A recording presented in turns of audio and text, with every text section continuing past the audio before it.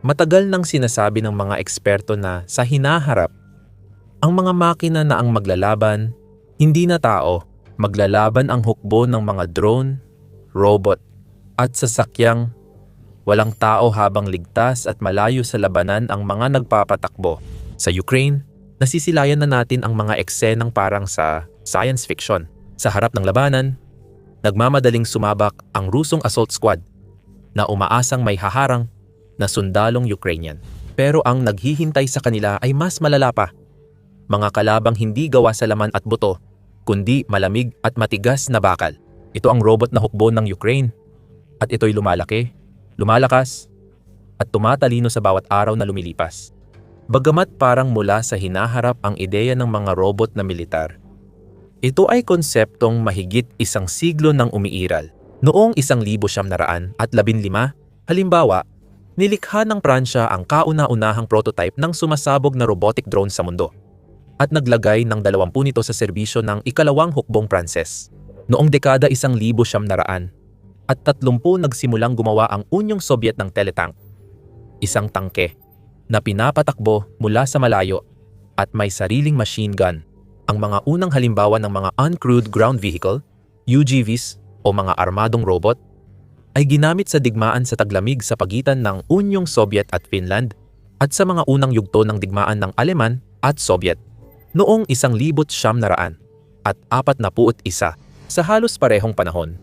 Gumawa rin ang United Kingdom ng sarili nitong radio-controlled na infantry tank na tinawag na Black Prince, at ang iba pang mga sandatahang lakas sa kasaysayan ay nagsaliksik din ng ideya ng paggawa ng mga armadong sasakyang militar na kayang gumana ng walang tao o crew sa loob. Ngunit kadalasan, sa paglipas ng mga dekada, napatunayan na masyadong magastos o komplikado ang mga proyektong ito para ipagpatuloy ng mga bansa. Hanggang ngayon, nagpadali ang makabagong teknolohiya sa paggawa at pagpapadala ng armadong robot ng maramihan ng militar. At nangunguna rito ang Ukraine. Noong nagsimula ang digmaan, ang mga UGV or Ground Robotic Complexes, kung tawagin sa Ukraine, ay nagsimulang makita sa kakaunting bilang. Marami sa unang mga modelong iyon ay inangkat, ngunit agad napansin ng mga eksperto sa militar ng Ukraine ang halaga nila sa laban kontra Russia at inatasan ang sariling koponan na gumawa ng lokal na bersyon. Lumipas ang ilang taon, at ngayon, halos lahat ng UGV ng Ukraine ay sila na mismo ang gumagawa. Sa katunayan, ayon sa ulat ng Jamestown, 79% ng lahat ng armored robot na ginagamit ng militar ng Ukraine ay gawa rin sa Ukraine at napakabilis ng pagdami ng produksyon nito. Noong 2024, halimbawa, ilang daang robot lang ang meron ang Ukraine na magagamit nila. Para sa 2025, nagtakda sila ng produksyon target na 15,000. Tumaas pa ito sa 20,000 para sa 2026. Hindi lang ito tungkol sa dami, kundi pati sa iba't ibang uri. Sa mga unang yugto ng digmaan, kakaunti lang ang iba't ibang robot na magagamit ng Ukraine. Bawat isa ay may kanya-kanyang technical na espesipikasyon, kalakasan, kahinaan, at angkop na gamit. Sa ngayon, mahigit 200 modelo na ang ginagawa ng humigit kumulang 40 iba't ibang tagagawa mula sa Ukraine. Mahalaga ito dahil nagbibigay sa militar ng Ukraine ng mas maraming opsyon para sa iba't ibang misyon, kondisyon, at gawain. May ilan na mas bagay sa pagtatanggol sa mga pinatibay na lugar. Tatalakayin natin ang halimbawa nito mamaya, habang ang iba naman ay mas magaling pagdating sa mga gawain tulad ng pag-scan, pagmamanman, at pagsubaybay. Habang lumalaki at nagiging iba-iba ang hukbong robot, mas magagamit ng Ukraine ang kanilang UGV para tapusin ang mga gawain at mapanatili ang depensa laban sa Russia. Makakatulong ito mabawasan ang hindi kailangang pagkasawi at mapanatili ang mga tauhan ng Ukraine para sa iba pang layunin o mas malalaking labanan. May 3 dahilan kung bakit mabilis ang pag-usbong ng mga robot sa Ukraine. Una, hindi nag-aatubili ang bansang ito pagdating sa pagpapaunlad ng militar. Wala silang ganoong kaluwagan. Nasa gitna ito ng isang pabago-bago at mabilis na nagbabagong labanan, at kailangan nito ng lahat ng tulong na makukuha nito sa lalong madaling panahon. Sa ibang bansa, inaabot ng linggo o buwan ang paghahanda para sa bagong military innovation, kasunod ang taon ng paggawa at pagperpekto ng prototype. Sa Ukraine, kailangang agad magpakita ng resulta ang mga kumpanyang depensa at kontratista. Nakita na rin natin ito sa iba. Sa Ukraine, ang mga gumagawa ng drone ay madalas maglabas ng bagong modelo at disenyo. Pinabilis ng bansa ang pagdevelop ng bagong misil at sistema ng depensa sa himpapawid. Hindi lahat ay gumagana ayon sa inaasahan. Ang iba kailangan pa ng dagdag na pagdevelop. Pero may ilan na napatunayang epektibo sa pagtanggal ng mga sagabal sa proseso, nagawang bigyan ng Ukraine ng mas magaganda at malalakas na sandata ang kanilang sandatahang lakas habang nagpapatuloy ang digmaan. Ang pangalawang dahilan ay maaaring ibuod sa isang salita: kooperasyon. Sa karamihan ng sandatahang lakas sa mundo, may malinaw na pagitan sa defense contractor at mga sundalo, kung saan madalas hindi tugma ang ideya ng contractor sa inaasahan at pangarap ng tunay na sundalo sa labanan. Dahil dito, may mga pagkakataon na ang mga kumpanya ay gumagawa ng bagong sandata, sasakyan, o kagamitan na imbis makatulong ay nakakasagabal sa mga sundalo. Iba naman ang Ukraine. Pinaglalapit nito ang mga gumagawa at sundalo. Hinihikayat ang tropa na ibahagi ang saloobin at ideya sa mga defense company para malaman ang tunay na pangangailangan ng sundalo. Nasa mga kumpanya na ang paggawa ng produktong tutugon sa pangangailangan. Sa pagsama ng tunay na puna ng mga sundalo sa disenyo, makakagawa sila ng sandata at sistema na mas epektibo sa aktwal na labanan. Hindi lang maganda sa showroom at tech demo. Gaya ng sinabi ni Maxim Vasilchenko, co-owner at CEO ng robotics contractor na TenCorp, ang Ukraine ay gumagana sa wartime R&D mode na may direktang feedback mula sa frontlines. Walang burokrasya at nakatuon sa kung ano ang epektibo. Ang mga desisyon na inaabot ng buwan sa ibang lugar ay inaabot lang ng ilang araw dito. Bukod dito, nagtutulungan ang gobyerno, volunteers, pribadong sektor, at mga sundalo bilang end user mula pa sa simula. Ang ganitong filosofiya ay makikita rin sa drone industry ng Ukraine, kung saan laging nakikipag-ugnayan ang mga gumagawa sa mga eskwadron ng sundalo para malaman kung ano ang kailangan nila at anong pagbabago ang gusto nila sa kasalukuyang disenyo. Ang ikatlo at huling dahilan kung bakit mabilis umunlad ang robot army ng Ukraine ay dahil hindi naman ganoon kahirap gumawa ng mga robot, lalo kumpara sa ibang sasakyang militar. Kung ikukumpara sa malalaking tangke at troop carriers na kailangang malaki para magkasya ang crew at supply, mas compact kadalasan ang disenyo ng mga armored robot. Hindi nila kailangan ng crew quarters o cockpit, kaya mas nakakatipid ng espasyo at mas madali ang disenyo at paggawa. Sa katunayan, marami sa mga military robot ng Ukraine ay kasing laki lang ng mga shopping cart o golf buggy at madali silang buuin gamit ang simpleng commercial na mga piyesa na nilalagyan na lang ng mga sandatang militar gaya ng 7.62mm o .5 caliber na machine gun sa ibabaw. Hindi rin hadlang ang presyo dahil may robot na nagkakahalaga lang ng $5,000, habang ang iba ay umaabot sa 10,000. Kahit ang pinakamahal na modelo ay hindi umaabot sa 6 o 7 digit na presyo, tulad ng para sa mga tangke at mamahaling armored infantry vehicles. Sa pamamagitan ng mga hakbang na ito, ng abot-kayang matalinong pag-unlad, nagagawa ng Ukraine na paramihin, palawakin, at pag-ibahin ang kanilang puwersa ng mga robot sa mabilis na paraan. Ihambing mo yan sa Estados Unidos, malinaw ang pagkakaiba kahit na may pinakamalaking budget sa militar sa buong mundo at isang puwersang militar na mas malaki kaysa sa Ukraine o kahit anong bansa sa mundo. Nahihirapan ang Estados Unidos pagdating sa pagbuo ng seryosong puwersa ng mga robot. Noong dekada 80, sinubukan nila ang remotely operated na sasakyan na Prowler na may machine gun. Ilang taon matapos, sinubukan din ang teleoperated mobile anti-armor platform na kayang magpakawala ng anti-tank missile kahit walang tao sa loob. Walang nagtagumpay o nagpatuloy sa mga proyektong ito. Sa mga mas kamakailang panahon, nag-develop ang US ng Special Weapons Observation Reconnaissance Detection System or SWORDS, mga armadong robot. Ilan sa mga ito ay na-deploy sa Iraq noong 2007, ngunit hindi naman talaga nagamit sa labanan. Itinigil ng hukbo ang pondo ng SWORDS program pagkatapos. Patuloy na nagdidisenyo at Nagde-develop ang US military ng maliliit na robot at remotely operated weapon stations, pero nahirapan silang pagsamahin ang mga ito para makagawa ng tunay na unmanned ground vehicles na kayang lumaban. At kahit ang isa sa mga pinakabagong programa, ang Robotic Combat Vehicle Program ng US Army, ay kamakailan lang naitigil dahil sa mataas na gastos. Kaya patuloy pa ring nahihirapan ang mga puwersa ng US na magkaroon ng mga robot na talagang handang lumaban. Sa Ukraine, nakikipaglaban na rin ang mga robot at kahanga-hanga ang nagagawa nila.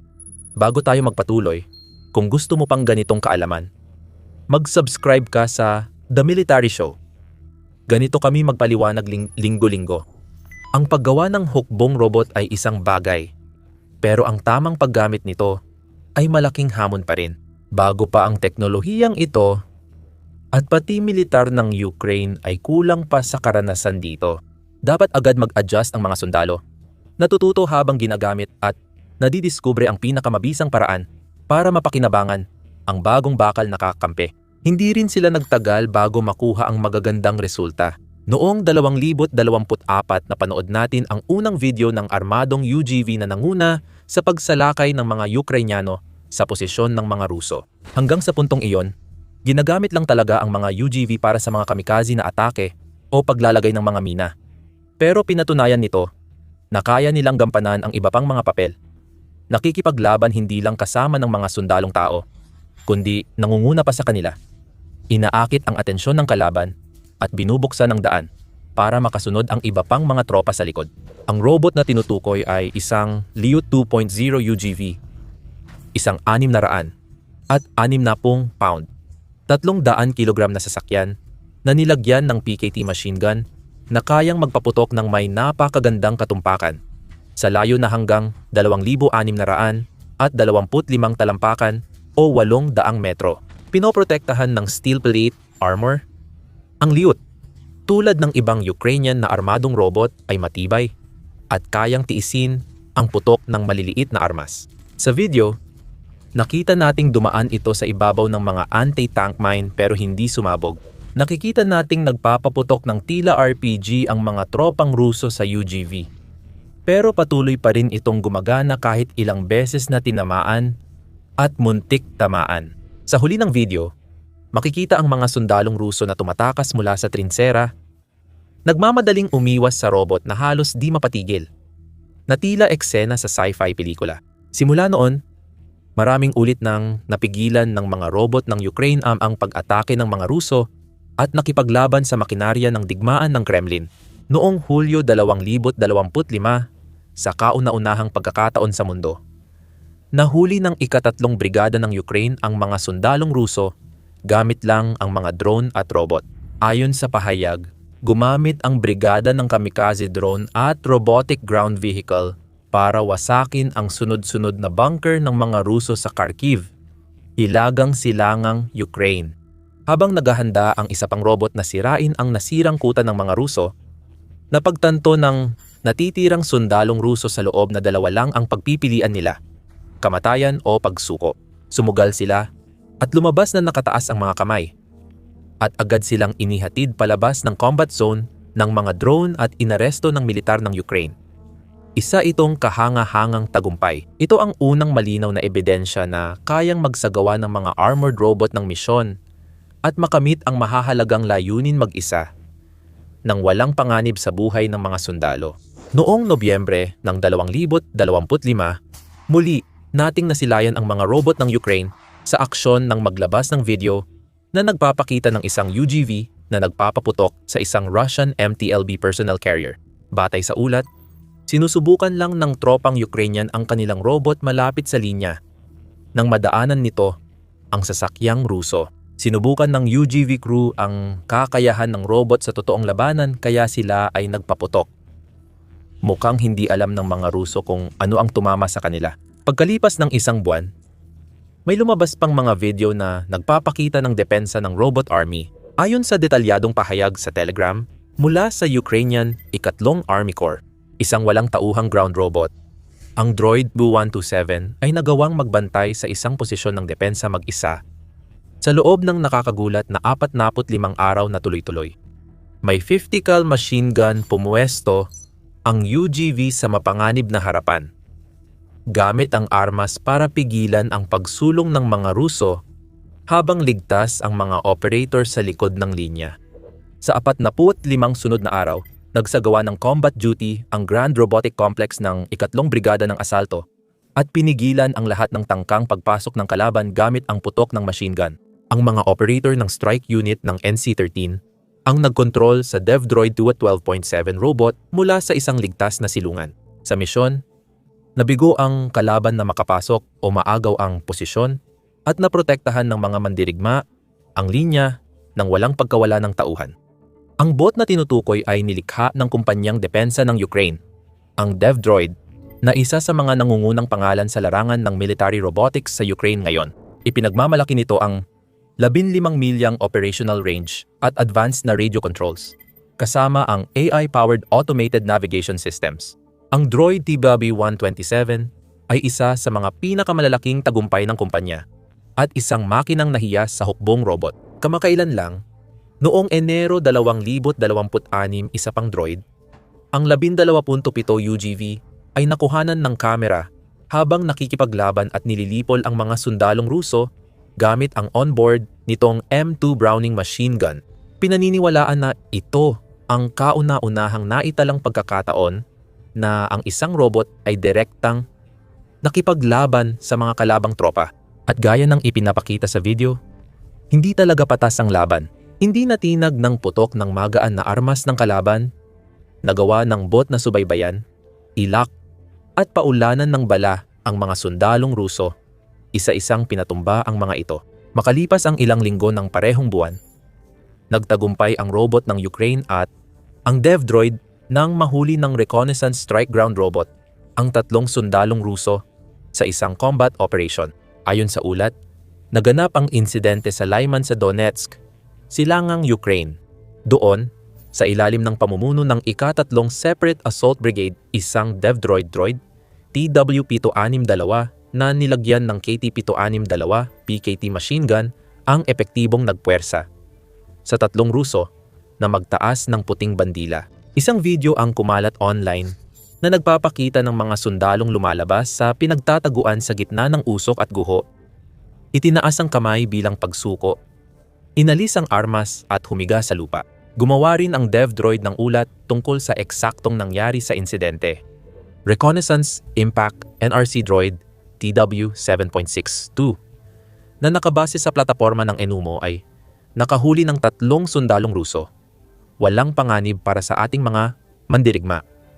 Natapos ang misyon ng malayuan. Napunan na muli ang pondo para sa palitan. Ano ang itsura ng makabagong digmaan? Ang trabaho ay nasa unahan. Ligtas ang mga tao. Ang TW-Droid 7.62 ay isang reconnaissance strike, NRC na inangkop para sa machine gun na KT-7.62 PKT dahil sa built-in na ballistic calculator.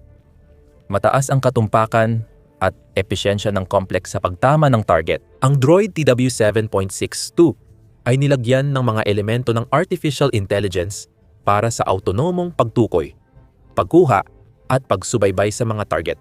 Mas nagiging karaniwan ang ganitong insidente, lalo na't layunin ng Ukraine na paramihin pa ng 10,000 ang kanilang drone. Sa mga susunod na buwan, makakakita pa tayo ng mas maraming armored robot na nagtatanggol sa frontline, umaatake, bumibihag ng tropa, at pumipigil sa mga Ruso. Dahil dito, lalo pang mahihirapan ang makinarya ng digmaan ng Kremlin na makagawa ng pag-usad o tagumpay sa mga frontline habang hinaharap nila ang mga kalabang hindi nasusugatan, sumusuko o umaatras kahit sa gitna ng matinding putukan.